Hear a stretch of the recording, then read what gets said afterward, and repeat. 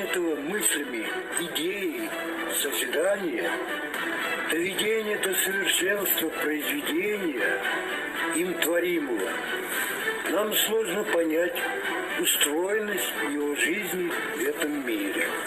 Понимание и осмысление творимого человеком произведения в основе должна быть философия. В картинах Агеева Владимира Ивановича в тончайших линиях переплетены человеческие судьбы. Чтобы понять, нужно ухватиться за что-то, что стало бы ключевым для осмысления происходящего. Такой вывод сделал, переходя от одной живописи к другой. С целью соблюдения информативности я не могу стоять дольше и созерцать сюжетную линию, ее историю и к чему она должна привести, какой идее. Должна быть какая-то идея.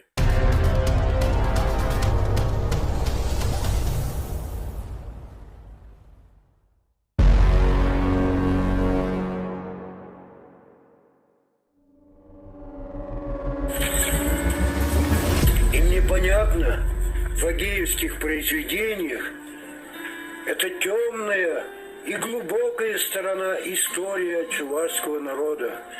Живопись Агеева Владимира Ивановича подталкивает к такому толкованию мою мысль. От одного события переходим в другое и видим те же краски, те же цвета и архитектуру построения сюжета.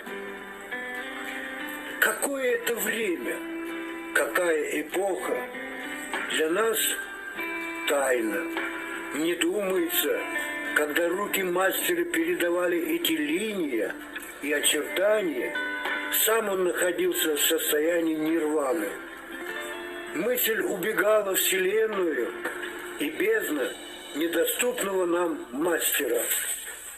Я думаю, примерно так же воспринимал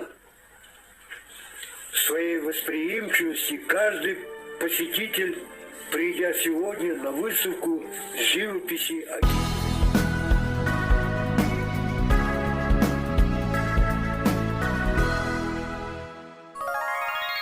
Добрый вечер, Петр Степанович. Давно мы с вами не виделись. Без малого, наверное, лет 30. Ну, не меньше. Не могу сказать. Сколько? Петр Степанович, вот я наблюдал за картинами Агеева на 90-летие. И у меня сложилось... У меня есть фильм об этом. Я в каждой картине увидел ненаписанный роман об истории чувашского народа. Ну, Бог не вознаградил его способностью писательства, а он и рисовал живопись. И эту живопись мы теперь не понимаем. О чем это говорит картина? Я перед тем, вот как задать вам вопросы, я в Ютубе очень много фильмов посмотрел, где какие годы территория России угнеталась, вспыхивали войны, пожары, рушились нашествия там чингизитов и так далее. И мне показалось, что это вся прошлая история. Как вы думаете? Ваш ответ, ваши мысли. Ну, художник пишет картину, это то же самое, что писать роман. Это то же самое. Так что поэтому вот. А Агеев, ну, его произведения, конечно, они как романы. Конкретно исторические, тут конкретно правильно, то есть неправильно. нет привязки к событиям. Да, это не обязательно. Человек, творческий человек, он всегда, я думаю, выкладывает то, что он наработал, мировоззрение его, фантазия, наверное, опыт жизни, фантазии и так далее. А привязываться конкретно к событиям и делать протокольную вещь, мне кажется, это не... Ну, примерно это 1236 год, да, когда да. нашествие на Волжской Булгарии, а он, наверное, все же оставил это трагические события своих. Как все это было, мы же никто не очевидцы, поэтому все мы это узнаем из разных легенд, из разных произведений и так далее, и так далее. Поэтому... То есть вы хотите сказать, что конкретным сюжетом нет аннотации, объяснений? Ну, объяснение у каждого автора свое. И... Но автора нет с нами. Нет, я имею в виду от автора источника, скажем. Вот, допустим, я же родился в 1954 году. А откуда я знаю, что произошло раньше? Я же все это узнавал из рассказов, скажем, родителей, ну, более старого поколения и так далее, или из разных источников, кто оставил там информацию об этих событиях или написал произведение какое-то. Произведения живут, и мы узнаем многое от этого.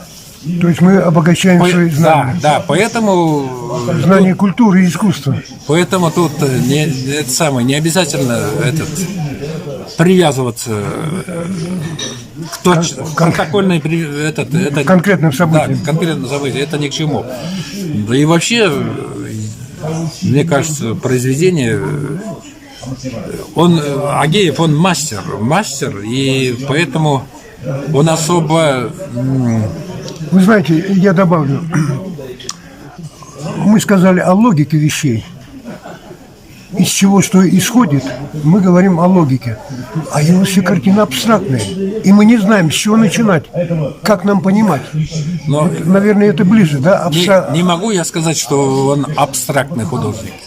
А логики-то там нет объяснений? Ну как нет? К примеру, лик иконы, мы лик Христа смотрим, нам все понятно. А в картины Агеева смотрим, живопись, и нам ничего не понятно. Это даже фантазия. Или из фэнтези. Как непонятно? Вполне все реалистически, если взять картину, и лошадь реалистическая, там, и кнут, и там все. Ну, это редкостная картина. Это так. Почему? А там, вот где на выставке я был, смотрел, и ни в одной картине не увидел вот этой логики, понимания, смысла. Не знаю, я что-то не заметил. Для меня все логично. Он настолько владеет мастерством, он не задумывается даже, у него само собой все это происходит. Да, он уходит в себя, в глубину понимания смысла бытия. Да. Вот когда выставку смотрели, две женщины, художницы, вот они как-то нравится, не нравится, туда-сюда, и у меня спрашивают. А я говорю, вы знаете, он настолько большой мастер, ему даже не интересно, понравится его произведение мне или кому-то. Он так видит, так и создает. То есть он был велик? Да. Поэтому ему особо-то, наверное, неинтересно было думать, понравлюсь я, не он об этом не думал. Он просто творил. Ладно, Петр Степанович, на этом я прекращаю свои мучительные вопросы. Да.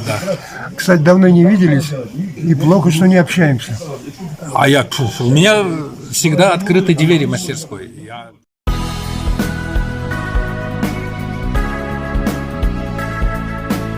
Владимир Иванович Агеева вот так же, наверное, хорошо знали. Естественно, потому что он мой земляк. А с земляками общение крепче, не только как с человеком. Вы сказали с Ячиком, да? Да. А сегодня, вот где его сегодня картину можно увидеть?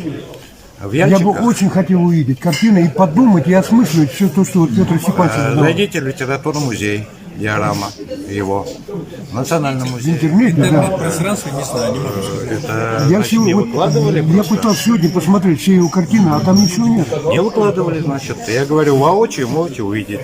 Они есть. То есть приехать только надо? Ну, естественно. Это какой адрес? Так, она улица Урицкого или Ленинградская, литературный музей наш есть. В Яльчиках музей, в Краеведческом музее, у него диорама тоже есть хорошая. А это в Чебоксарах, о чем вы говорите, да? Да, литературный музей в Чебоксарах, соответственно. Ну, давайте вспомним Агеева. Владимир Иванович. Ну, вот вы с Петром Степановичем беседовали и спрашивали, как он свои композиции, как их понять. Я помню, как он тушью, пером рисовал ватманский лист формата А1 сейчас. Он начинал с одного угла, тушью, пером и заканчивал в другом углу. То есть композиция у него в голове. Рука его вела его. Его мысль вела. А как можно? Люди там разбивают сначала, намеки делают. Он брал сразу и начинал и заканчивал. Пером, тушью, который не сотрешь. Графика. Да, график. Он гениальный график. Гениальный график. Его за рубежом очень много. Во многих местах знают его графику. Мы с детства узнавали в сатирическом журнале его карикатуры Капкане. Он сотрудничал, наверное, всю жизнь в этом журнале, пока журнал существовал. В журнале Капкане я видел вот эти фундаментальные картины о потопах. Потоп, всемирный потоп, посвященный 2 картины. И тогда еще молодому человеку, мне, каково было испытать народа трагедия, когда бурная вода высотой несколько метров все смывает. А это все было. Естественно, он не видел это, как мы же. Он об этом знал, что это было. Вот его фантазия, как он видит. То есть он через космос? Почему бы нет? Или через память Земли? Почему бы нет? Потому что нас учили материалистами, а он оторвался от материализма. Он сюжеты брал, наверное, из существующего вокруг нас поля.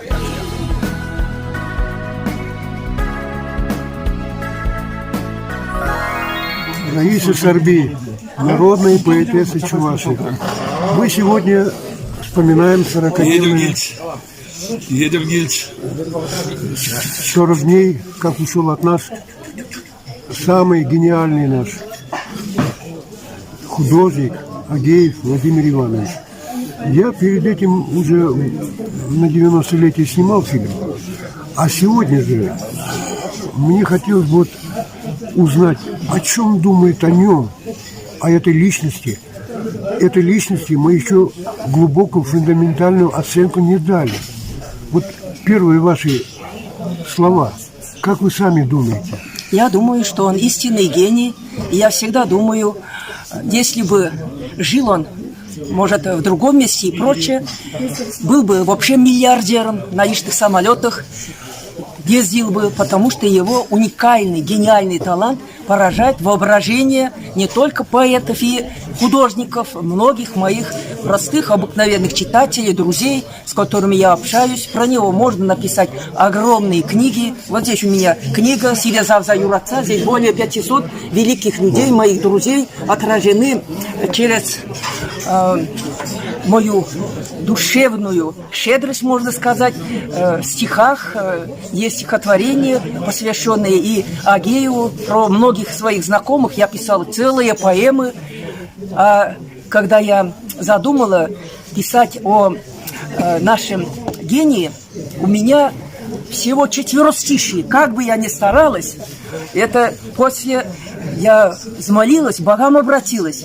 Мне прямо вот духовный голос сказал: этим что сказано?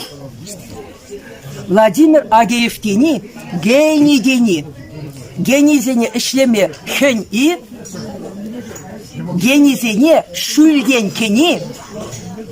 Колорат в один день, шинниде шинни. На русском языке я никак не могу это как-то передать, но дело в том, что именно свыше в него Святой Дух вошел, и те, которые обладают таким божественным даром, они на гора для всего света все новые, новые, новые божественным светом выдают. Ну, примерно вот так. Но на чувашском языке, видишь, и рифмы, и прочие мысли, они не передаваемы. Это именно на чувашском языке. Владимир Иванович Агеев свои знания подчеркнул.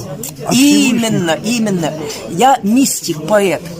я общаюсь с великими светлыми духами, и об этом я часто общалась, разговаривала в 90-х годах с Владимиром Агеевым. Я работала тогда в Чувашском общественном культурном центре, и он часто приходил по делам и в первую очередь заходил ко мне и делился интересными мыслями, с которыми он с другими, может, и не осмеливался, потому что понять связь Творца с Богом не каждый может. Некоторые вот это по-другому как-то мыслят, недопонимают, а я это хорошо понимаю, и кое-какие его видения я по-своему объясняла, и он принимал мои объяснения. Да, точно так. Он мне рассказал о том, когда ему было 3 годика, он в своей деревне на печке лежал, болел, он очень сильно простудился и лежал, смотрел на потолок. На потолке были разные там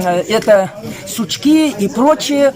Он лежал, смотрел на них и свой болезненный бред вдруг увидел, что там прямо летят перед ним, как бы в небе, треугольные какие-то здания и животные, которые он нигде не видел. И когда в 5 классе пошел в школу на уроки истории, учитель начал рассказывать о истории древнего мира, о Египте, и показал пирамиды и сфинкс. Я, говорит, прям вскочил и закричал: я это видел. Вот как раз это 3-летним ребенком, он нигде до этого не видел, тогда ни кино не было, ни дома у них не было таких картин, книг, связанных с пирамидами. И после он говорит: а я ведь, говорит, был инопланетным космонавтом. Я, говорит, пролетал над этими древними пирамидами. Я ему поверила, потому что у меня было ощущение, что я сама и на Луне жила, и вообще прилетела на планету Земля. Он рисовал мои портреты, и вот один такой забавный случай. Он представил на выставку «Большая Волга» мой портрет. И комиссия, которая всегда его картины принимала, вдруг отказала принять на выставку. И говорят: ты не доделал эту картину. Видишь, говорит, руки, пальцы размазанные. Я, говорит, так разозлился и прямо, говорит, стукнул по столу и сказал: я не рисовал какую-то женщину-бабу, я рисовал поэтессу, а у поэта душа в глазах. Посмотрите, какие у ней глаза. Они за душу берут. И посмотрели, говорят, задумались и сказали: это на самом деле вообще великое, гениальное произведение. И вот таким образом картина с моим портретом участвовала и в его всех экспозициях, на выставках представляла интерес для его поклонников и прочее. И, кстати, в моем архиве у меня дома хранится оригинал картины, ни у кого нету. Как-то мы разговаривались, я говорю, я видела... Лариса Васильевна, перебил, прошу извинить. А мы сможем увидеть эту картину? Придешь в гости, я тебе покажу. Это я как-то ему сказала, что я видела сон и видела картины, которые я создавала, книги при каком-то другом воплощении, и я слышала, что мой дух, моя душа были воплощения царицы Савской.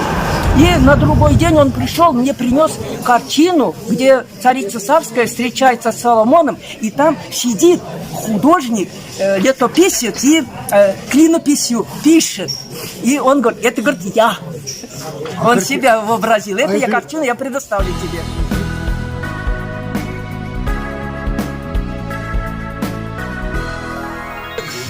Философ, человек-мыслитель, он понимал, что чувашский народ без своего мировоззрения, без мозгов не выживет.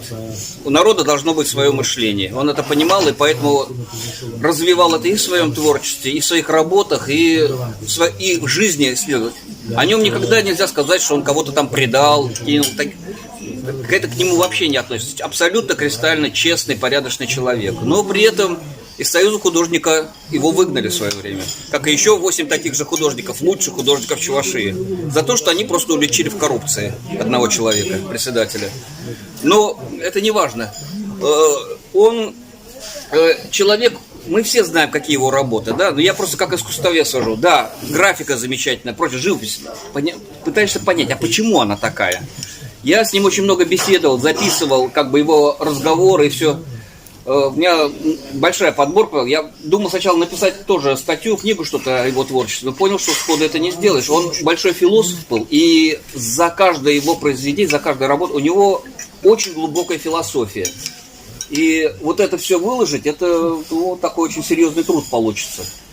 Он такие, как перетекание форм, задние, передние, цветовые тона, гравитация и прочее, многие об этом не задумываются. А он до этого сам дошел. Рассказывал о своей жизни, что когда он в художественное училище поступил, их 54 человека было, закончило 2.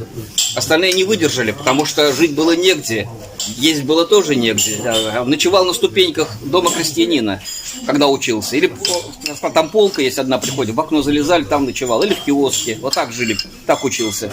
Поэтому себя сравнил, что вот свою жизнь с жизнью Иисуса Христа, типа как распятие, тяжелая жизнь. Вот. Но выстояли, говорит, самые сильнейшие, потому что мы, говорит, были истовые, говорит. Вот кто вот только сумел это выразить, поэтому мы такие твердые духом, говорит. И что я могу сказать о его творчестве? Это не просто чувашский художник, не просто выразитель всего как Чувашии или России. Это мировое имя с точки зрения вот искусства, искусства вообще на сегодняшний день. Вот я просто простой вам пример приведу. Почему так я считаю? Когда я к ней пришел, сидим, разговариваем, пьем чай. Показывает свои картины. А потом, а как тебе вот эта работа? Поставил? Что-то я посмотрел, вроде незрачная работа такая. Сижу, пью чай, думаю, поглядываю на нее. И вдруг не могу понять. Снимаю очки, протираю глаза. Что такое? Все предметы висят в воздухе. Но он написал картину в 3D. Я не знал, что в живописи такое возможно.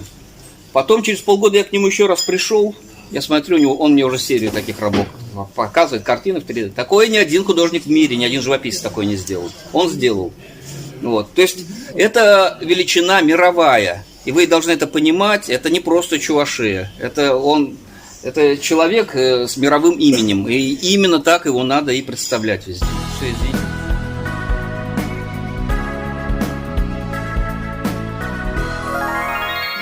На этом вечере памяти мы сегодня поминаем и вспоминаем Агеева Владимира Ивановича.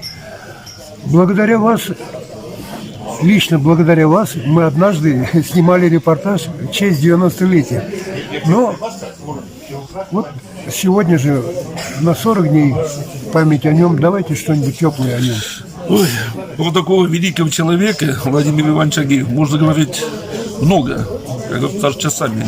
Я его знал с 1998 года. Это много возраста. Значит, что могу сказать? Человек был наделен Божьим даром от рождения. Таким художником, каким он был, его никакой университет, никакая академия. Он самобытный талант. Да, он имел профессиональное художественное образование. Художественное училище закончил отлично. Но как он вот это... Ну, дар Божий, наверное, дар Божий, от Бога. Это от Бога. И это не дается художественному училищу. Оно есть в человеке или нет. Он был целован Всевышним нашим почувашным тангом туризм на небесах. Вот для Красночитайского района я Юрий Чудаев, мой литературный псевдоним, благодаря его, как он образ вывел Негея, наш чувашский герой при Пугачеве, этот Негей воевал с моим родственником, с Токаем и Возянка. И он его так хорошо увековечил в памятнике, как черный столб. Это на века остается. И еще, кроме этого, он отличался всегда меценатством. Он дарил Красночитайскому музею, и я тут деньги вложил 6-7 картин. Он у меня дома, его картины, которые на века мне переживут, должен 5-6 картин. Ну, что сказать.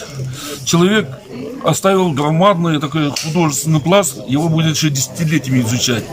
Ну, его нас не будет хватать, потому что ушел он от нас.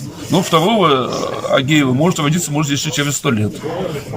Потому что это штучный художник, который увековечил себя на века. Понятно. Художники, понятно. они остаются в своих картинах, этим все сказано. Да.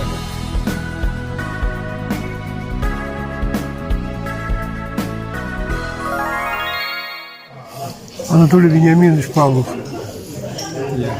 вы хорошо знали Агеева и, наверное, были родственники, да? Нет, мы Или самые дружили? близкие друзья. Мы дружили с ним. Сейчас скажу, с конца 80-х годов. И вот до последнего дня мы дружили, помогали друг другу. И для меня большая честь быть другом Владимира Ивановича Агеева. Оставаться другом. Да. Уже в памяти. Да. Он меня всегда принимал как друга, я его тоже. И для меня это большая честь. Я очень рад, что вот я с ним встретился. И так получилось, уже что... много лет, наверное, да, сопровождался? Да, вот с конца 80-х годов и до последнего дня я всегда был рядом. Понятно. Всегда мы с ним А у вас есть общались. картины какие? Он подарил вам? Да, конечно, у меня есть дома картины его. Какого плана живопись? Живопись. Один раз мы к нам в деревню поехали за грибами. И он так понравилась наша улица, и там по приезду нарисовал. И Тут же мое положил лицо там... мазками, да? Да. Понятно. Да. И я там оказался в этой картине. А так, природа, живопись. Я так думаю, что он все же был гениальный. Величайший художник. Гениальный. Я считаю, что до него, наверное, Наделенный гением. Да, гениальный художник, великий художник для чувашского народа.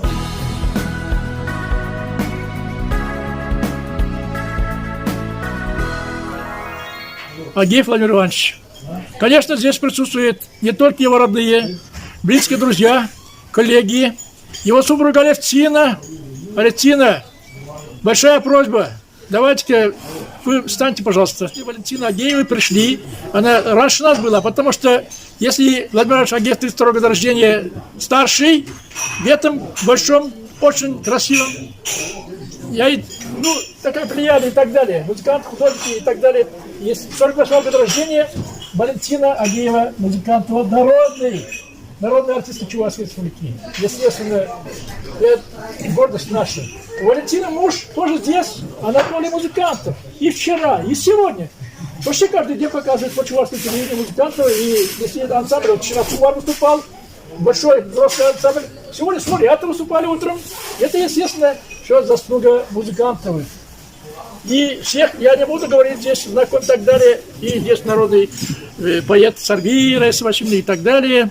Но по ходу заслуженный строитель, рядом со мной с ним сидит друг семьи тоже, земляк, Ярское землячество, потому что инициатором такого большого мероприятия не только стали родные Владимира Ивановича, но и Ярское землячество, что мы представляем здесь.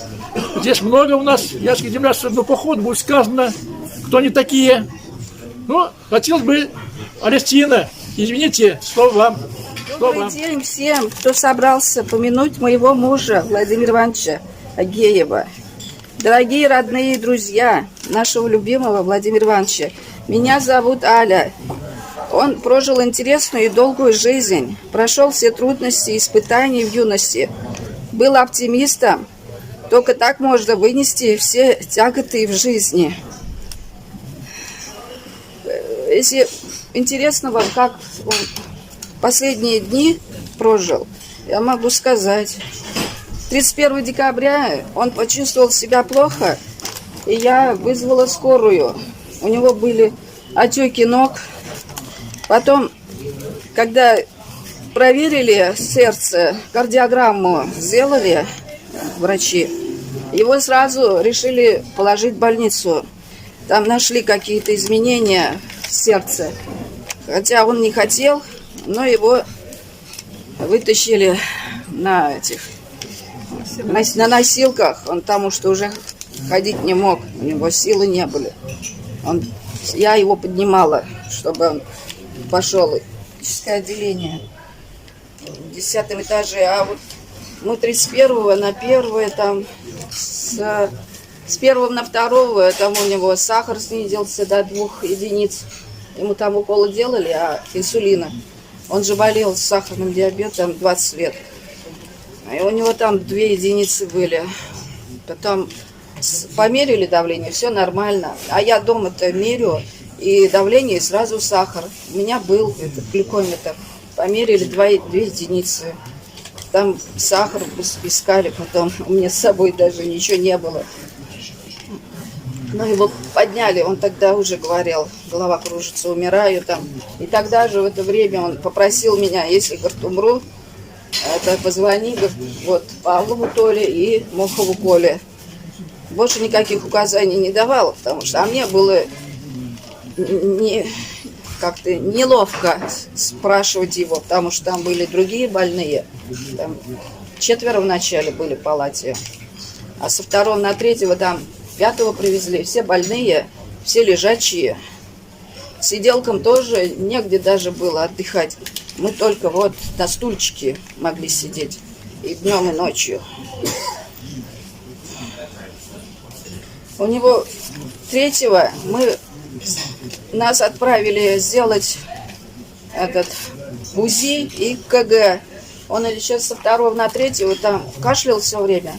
До этого у него была вентиляция легких, вот эти трубочки были. Какой-то аппарат был, там все время шумело через воду. Мы 3 января отправили вот на 2-й этаж, и потом в лифте он потерял сознание, когда мы спускались. Потом медсестра позвонила врачу, что он потерял сознание. Врач сказал, привезите обратно в палату. Также бессознательным его в палату привезли. Там долго не возились, кардиограмму сделали. Там через всех нас сидело, конечно, коридор. Ну, долго не возились. Через минут 5 уже врач вышла и соболезнования мне проявила. Сказала. Все, вот последние моменты, чтобы вот не было никаких таких вот разных разговоров, я вот хотела сказать вам это, чтобы точно с моих слов.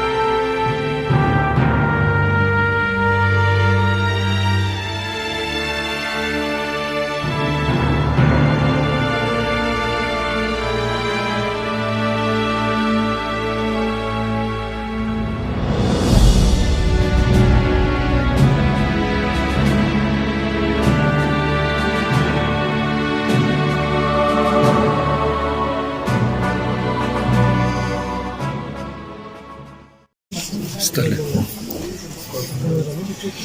Вот ничего, конечно. За светлую память.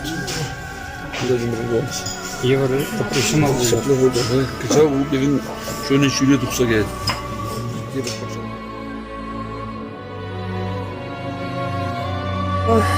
Он достойную жизнь прожил, большую жизнь, больше 90 лет. И, конечно, жена рядом была больше 30 лет, как я знаю, да?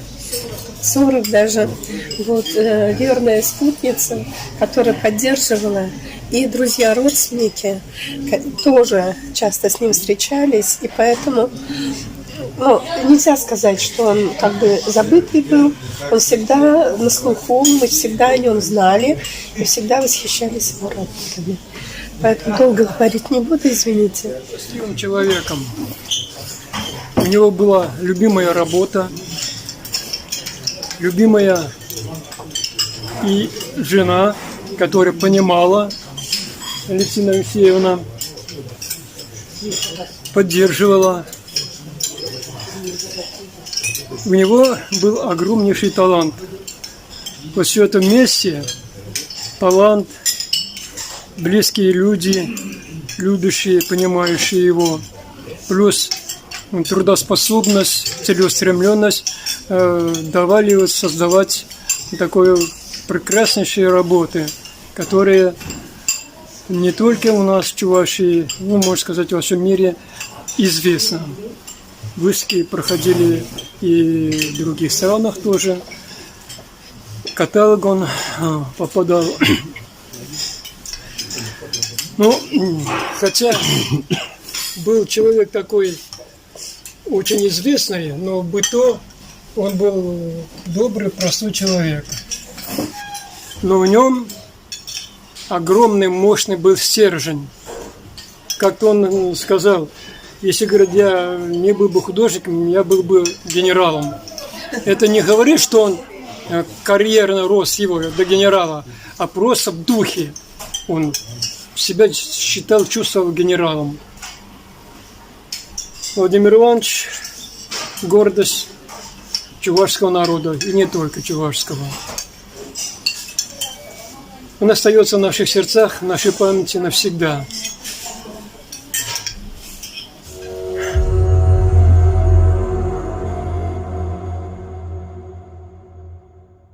Я Лёнь Никифоров, вот мы познакомились не так давно,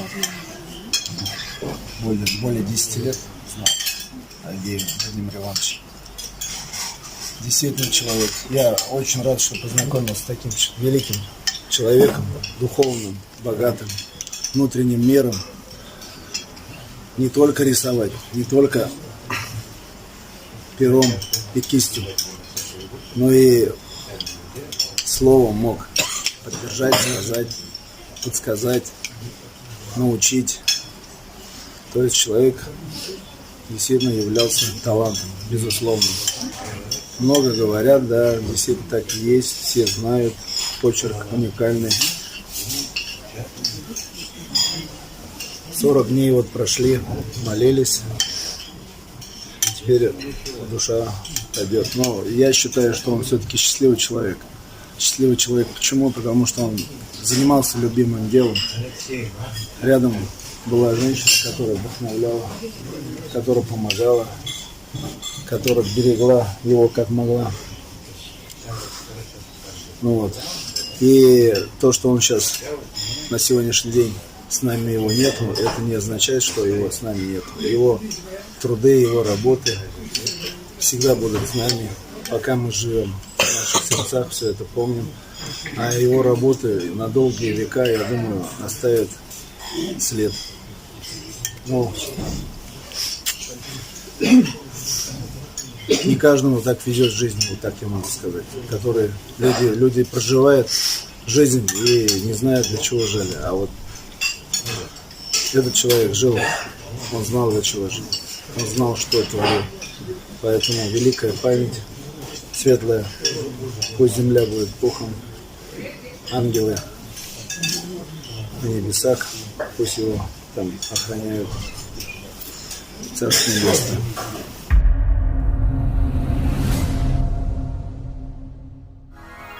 Иванович Агееве, поскольку этот человек представляет собой ценность, историческую ценность, художественную ценность, ценность деятелей искусств и как бы ценность как человек, как достояние республики, я бы сказал. И это не просто, не только для нас, для его товарищей, друзей, как говорится, тех, кто его любит, помнит и несет его дух, как говорится, дух нравственности, но и для всей республики. К сожалению, конечно, не всегда его ценили, так сказать, по достоинству, потому что он часто обижался, там с мастерской были проблемы, как вы знаете. У него, как говорится, и отобрали мастерскую, и плюс за его труды советского времени, все-таки он хорошую жизнь прожил, долгую жизнь. Были знаменитые картины, такие как «Насильственное крещение Чувашей», да, так за эту картину ему доставалось. Она сначала висела, я помню, в советское время в художественном музее на первом месте висела, и Владимир Иванович все до небес возносили за это, потом за это дело его, как говорится, осуждали. У нас, как всегда, говорит, одобрям, все одобрям, осуждам, все осуждам. Понимаете? Вот, ну, к сожалению, вот так вот. Но, тем не менее, мы, его друзья, всегда шли рядом. Вы всегда, как говорится, его почитали, поскольку действительно человек был чести, совести, человек достойный. Как художник это был уникальный человек, он имел свое лицо в произведениях. У него картины необычные картины, он творил в таких в тонах Франсис Гойя. Вот, и у нас никто так не писал практически, как он. Но, тем не менее, он имел свое лицо просто. Ну, не как все. Белой вороной был среди всех. Наверное, в этом его и сила. То есть быть белой вороной, быть, как говорится, так сказать, нести что-то новое. Как вот Раиса Васильевна тоже, она несет новое. Вот нравится, не нравится, а несет и все. И вот газеты, которые вышли про него, это у него на родине, в Яльчиках, вот мы постарались, чтобы все-таки было описано. Вот газеты. Вот, ну, ладно, сейчас чуть попозже. И еще одна газета, тоже о нем, поскольку я считаю, что такая утрата для нашей республики, она, как бы сказать, весомая утрата, потому что самая большая ценность – это человек. Это человек, и самая большая ценность – это творец и создатель. А он как раз есть творец, создатель, человек, который своим наследием, грубо говоря, прославил нашу Чувашскую республику, нашу родину прославил. Вот. Я, конечно, ряд стихотворений тоже про него сочинил, поскольку он был членом нашей академии. Вот, он, значит, также входил в наш состав, и, естественно, он наш товарищ, соратник и, так сказать, по нашим идеям. А раз это соратник, то это говорит о единомыслии. То есть мы с ним были все-таки единомышленниками.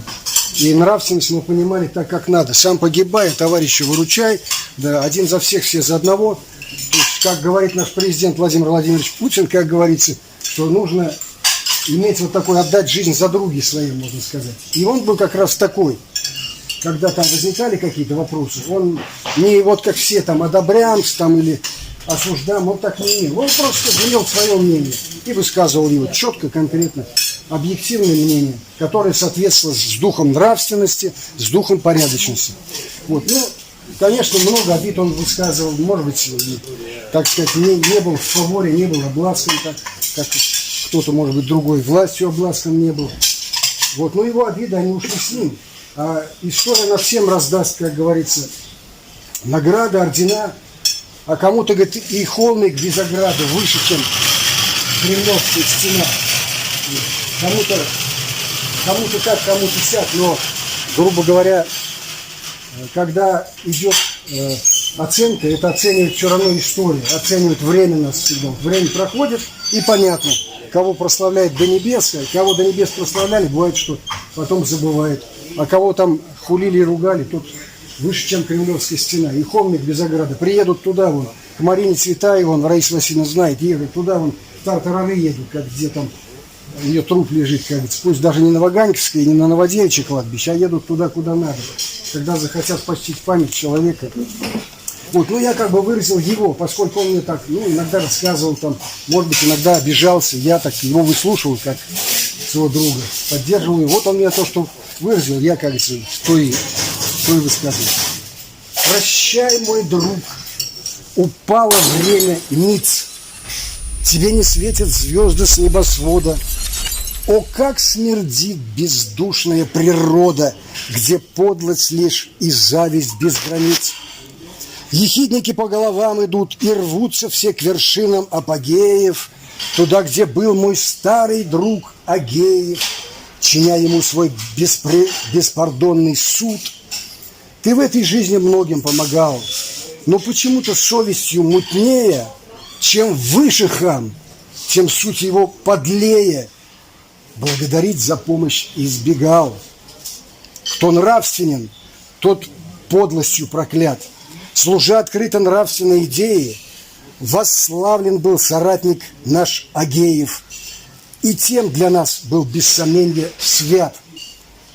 Идеи светлой честно ты служил, и знай, мой друг, тебе даруя строфы, твой дух несут друзья от монософы, чтоб вечно ты на этом свете жил. Его дух пронесем мы, и, как говорится, для нас он святой человек. Вот святой человек тот, кто для нас святой.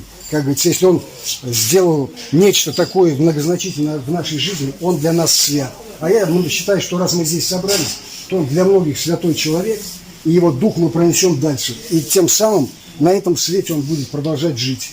Пока мы здесь, пока мы помним, пока мы говорим о нем, пока он в наших сердцах. Спасибо, друзья. Вот эти газеты, про него статьи тут напечатаны. Домашние газеты. Да, ты читал, да? Я выписываю. Да. Это казанская газета «Татарская». Несмотря что казанцы, они вроде как бы немножко другая национальность у них, чем у нас, чем чувашские, но тем не менее они даже там знают нашего великого художника, народного художника Чувашской республики, нашего друга.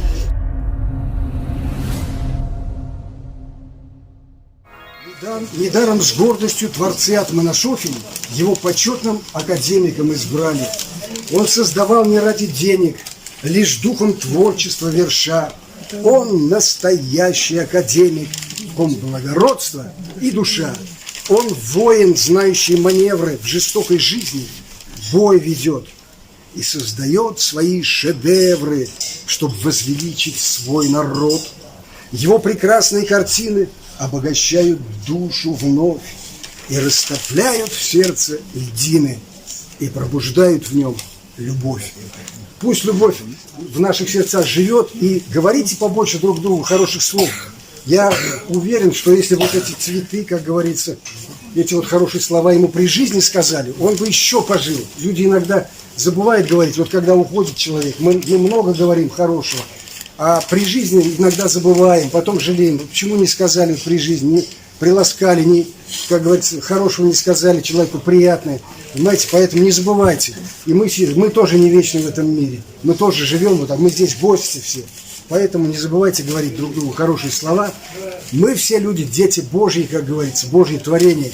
И поэтому надо, как говорится, чтобы Божье дело устояло, а не Божье оно само развалится. Мы, так сказать, добром своим должны освещать народ. Все.